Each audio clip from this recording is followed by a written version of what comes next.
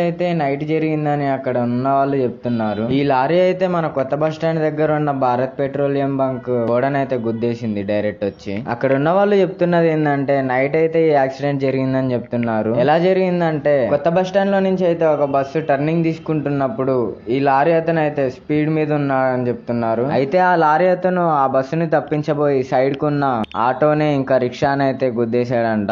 ఒకసారి మీరే చూడండి ఆటో అయితే ఎలా అయిపోయిందో. ఇంకా ఆటో అతన్ని రిక్షా అతన్ని అయితే హాస్పిటల్ కి తీసుకెళ్లారంట నిన్న నైటే. ఇంకా ఆ రిక్షా అయితే చూసుకోవచ్చు మామ, దాని కిందకి పోయింది లారీ కిందకైతే. సో గైస్ మీరు కూడా బయటికి పోయినప్పుడు అయితే జాగ్రత్తగా ఉండండి, ఎప్పుడు ఏం జరుగుతుందో కూడా తెలియదు. ఎస్పెషల్లీ నైట్ టైమ్స్ అయితే ఇలాంటి యాక్సిడెంట్స్ బాగా జరుగుతున్నాయి. So all are be safe guys.